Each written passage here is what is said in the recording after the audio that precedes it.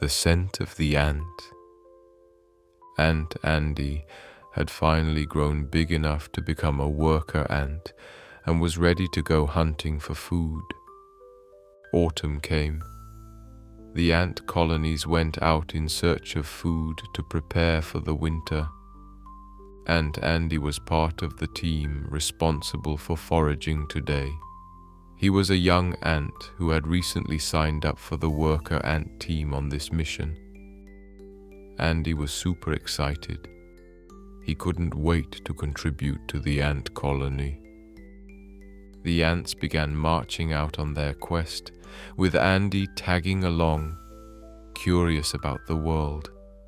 As he followed the other ants along the trail, he caught a scent that piqued his interest.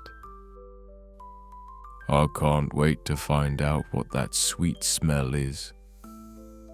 Maybe I can bring it back to the colony," he thought to himself. He was so caught up in the scent that he didn't even realize how far he had wandered from the others. He followed the scent all the way to a large elderflower bush. The flowers on the elderflower bush smelled so wonderful, and Andy was so fascinated by the big, fragrant bush that he spent the whole day buzzing around, smelling the many flowers. After some time, Andy grew hungry. He realized it was getting late, so he decided to head home. As he approached the ant colony, he cheerfully greeted the ant guards. "I'm back." But the guards didn't greet Andy. Instead, they seemed displeased and stared at him suspiciously.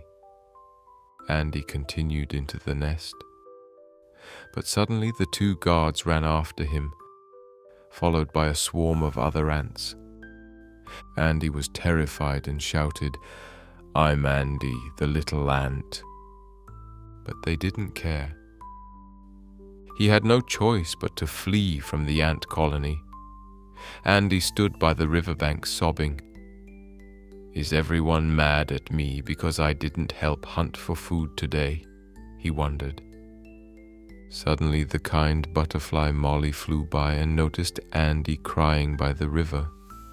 She flew over to check on him and asked if he needed help. "I was playing outside today, and when I came back my friends were angry and chased me away. I can't go home again," cried Andy. Butterfly Molly quickly comforted him. "Andy, don't worry. Can you tell me where you were earlier before you came back?" After realizing that Andy had been by the bush all day, she understood what had gone wrong. "Andy, the ant colony is huge. Every ant has the same special scent that allows the colony to recognize them. If you lose that scent or smell different, they can't recognize you as part of their family," Molly explained. "I'm covered in the scent of elder flowers and no longer smell like the colony. Now no one knows who I am," Andy realized. He lowered his head. "How do I get home?" "Come down into the river and take a bath," said a fish who had overheard the whole conversation. "That'll wash away the elderflower scent," the fish continued. Andy thought it was a great idea and jumped into the river to take a quick bath. When he came out, the elderflower scent had completely disappeared. He went home again, and this time he was welcomed by the ant guards and the colony. From that day on, Andy carefully followed all the other ants and worked hard to collect food.